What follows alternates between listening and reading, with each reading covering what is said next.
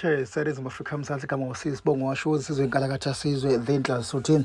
kusevela kushaqisa ke ngo-double tindla ka umsholozi kanye ngene MK party yakhe kuyiqembu ke sanda kusungula ke lapha ke ngo-2023 inyanga kaDisemba ukuthi ke emva kwalo khona ke abamhlophe abibala izolo ke Free State uzuma ke uhambe wayokhankasa khona ngesikhathi ke hlangana nabamhlophe ke laba ke kusola ukuthi ke bangemumva ke kweqembu ke lapha iMK party nakuba nje abanye bebethi ke laba ke ngabantu uzuma ekhankasa kubo ngoba kuyavela ukuthi cha laba ke abanye ke abamhlophe ke abasekela ke umkhonto weSizwe